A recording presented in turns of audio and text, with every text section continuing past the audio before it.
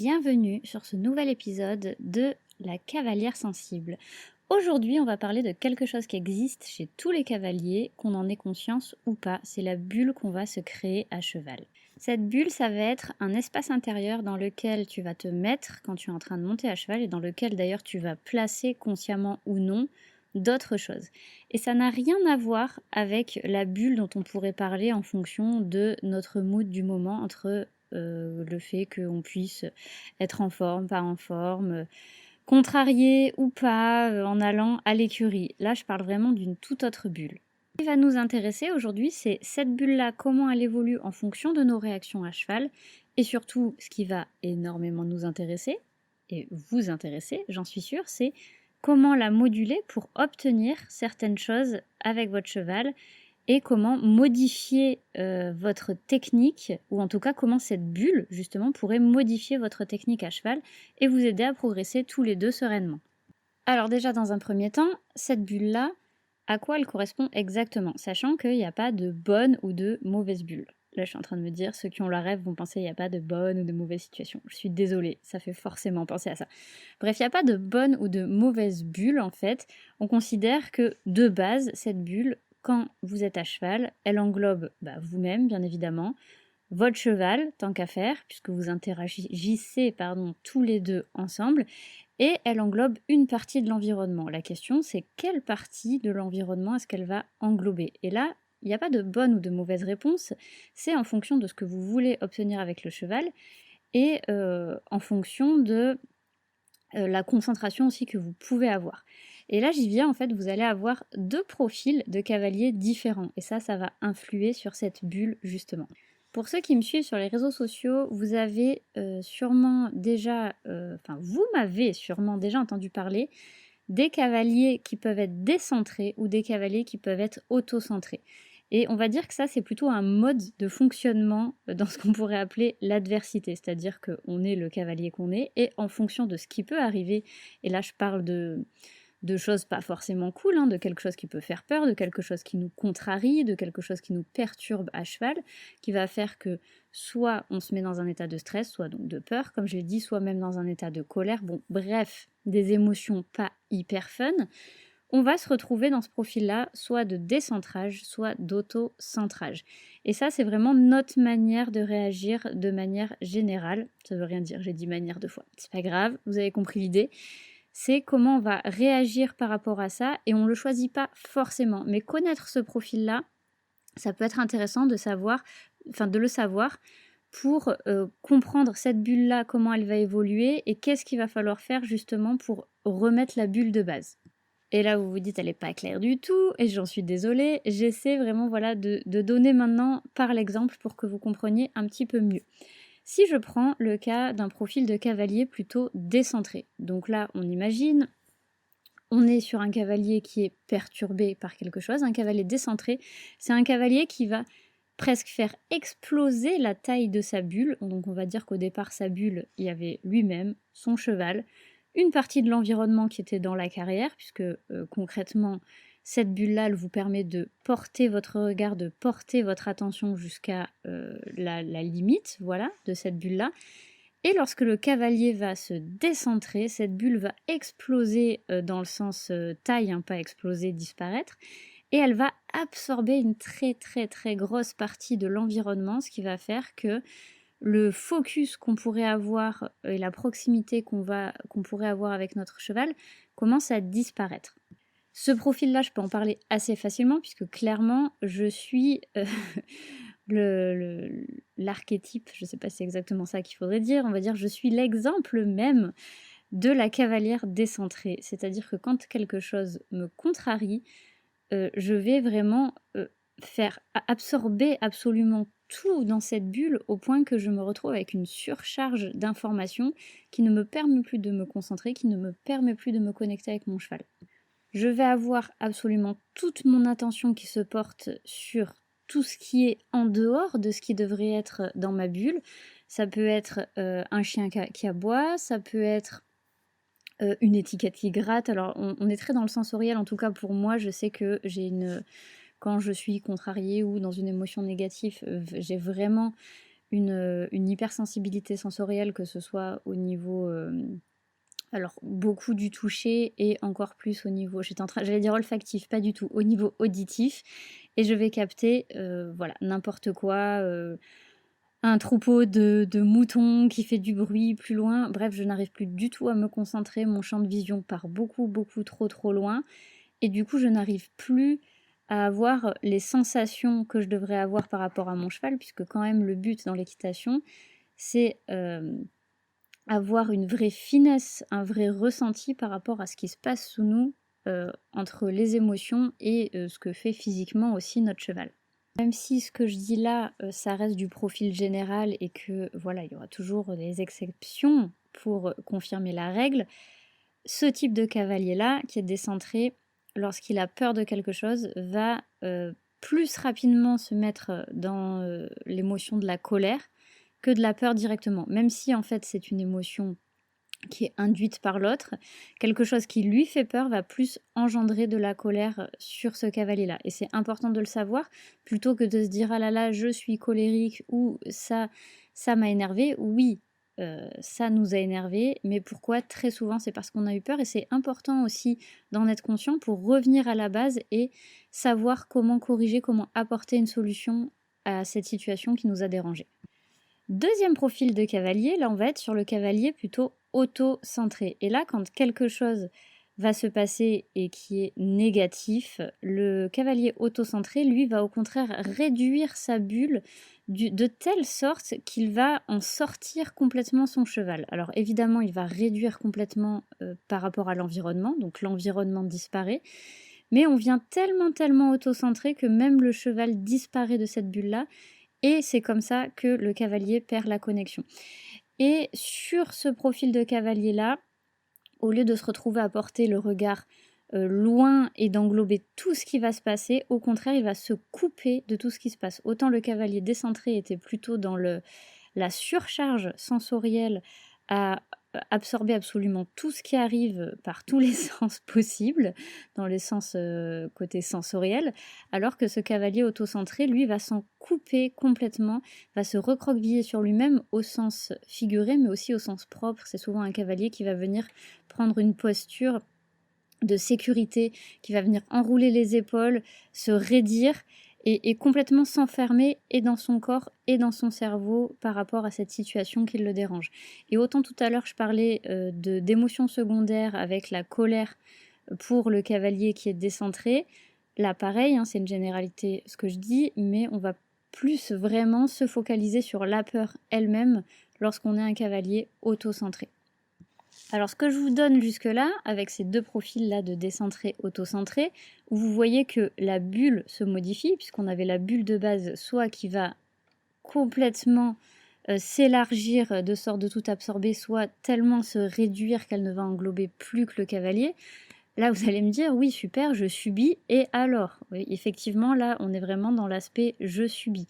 Mais pourquoi c'est important de le savoir? Parce que le fait de se reconnaître dans un profil ou dans l'autre va permettre de dire oh ok, là je me mets à capter absolument n'importe quoi, je me suis totalement décentrée, il faut que je visualise, que je réduise ma bulle et donc que j'aille porter mon regard peut-être un peu moins loin, que j'aille me recentrer plus par rapport à mon cheval, ce que je sens par rapport à mon cheval, plutôt que sur tout ce que je capte en dehors. Et pareil, quand on devient auto-centré, se dire attends, là, la bulle, elle s'est tellement réduite, je me retrouve seule dedans. Je vais essayer de réouvrir tout ça pour arriver à minima à réenglober mon cheval. Alors je suis d'accord, hein, sur le papier c'est beaucoup plus facile, sur le papier ou à l'oral, hein, comme je le fais là, c'est beaucoup plus facile à dire qu'à faire, mais déjà prendre conscience de où est notre bulle, c'est déjà un premier pas. Mais si je vous parle de tout ça aujourd'hui, c'est parce que j'ai fait quelques expérimentations, si on peut dire ça comme ça, dernièrement avec des chevaux différents et cette notion de bulle et pas forcément justement cette notion de bulle dans l'adversité, mais cette notion de bulle choisie dans le travail. Et c'est là d'ailleurs que ça devient intéressant puisque ce choix de bulle et cette visualisation de bulle, je l'ai travaillé soit par rapport vraiment aux problématiques que pouvait rencontrer un cheval. Je vais vous donner les exemples, hein, après ça sera plus clair pour vous. soit à des problématiques effectivement liées au cheval, mais liées aussi au cavalier. 2 premiers exemples que je veux vous donner sont des exemples à l'obstacle. Le premier cas, en fait, c'est une jument qui a une proprioception un peu compliquée. Alors, je ne sais pas si j'ai déjà expliqué ici, mais la proprioception, c'est le fait que le cheval sache comment agencer son corps dans l'espace en fonction des mouvements qu'il va faire. Et quand un cheval a une proprioception un peu compliquée, il va se retrouver à agencer, par exemple, ses différents membres au sein d'une allure ou au sein d'un mouvement de manière un petit peu désorganisée. Voilà, donc ça peut donner un cheval qui met du temps à s'organiser pour justement poser un membre après l'autre pour ne serait-ce que peut-être un départ au galop. Ou là, en l'occurrence, c'était sur l'appel d'un obstacle. Donc cette jument-là a depuis un petit moment des difficultés à s'organiser dans sa phase d'appel pour savoir d'où partir, pour savoir comment partir, comment passer son dos, comment se propulser, comment atterrir, comment plier les antérieurs. Ça lui fait beaucoup d'infos, elle, à emmagasiner. Et elle a énormément, et on a énormément, hein, elle l'a pas fait toute seule, c'était pas son choix personnel au départ, on a énormément travaillé avec elle justement pour améliorer cette proprioception à l'obstacle. Et on a des très bons résultats puisque la jument arrive maintenant, sans se faire assister par le cavalier, à s'organiser sur cette battue d'appel et sur ce plané. Sauf que on s'est rendu compte récemment que lorsque on était sur une succession d'obstacles, sans parler de mettre double ou triple, ne serait-ce qu'une ligne, eh ben elle était, la jument, déjà totalement dans son corps et dans son mental sur le deuxième obstacle, et du coup on reperdait en proprioception sur ce premier obstacle. Donc de manière très concrète, on avait une jument qui avait des battues d'appel qui étaient beaucoup trop près de l'obstacle ou beaucoup trop loin, ou qui allait carrément à la faute sur la barre parce que elle était déjà, elle, mentalement, en train d'aller sur le deuxième. Donc elle ne prenait plus ce temps de réflexion pour s'organiser sur le premier. C'est là du coup que j'ai voulu tester cette notion de bulle et de réduction de bulle. C'est-à-dire que là, je pars du principe que quand on est à l'obstacle, de manière théorique, on a tendance à dire d'aller porter son regard loin, d'être déjà dans l'anticipation, et quand on est en train de sauter le premier, d'être déjà sur le deuxième. Là, j'ai voulu aller complètement,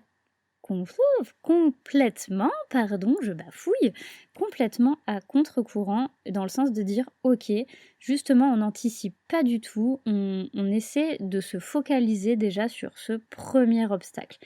Et donc, on va réduire la bulle en se grandissant moins, en ayant un regard qui porte moins loin, en ayant des épaules peut-être un petit peu moins reculées.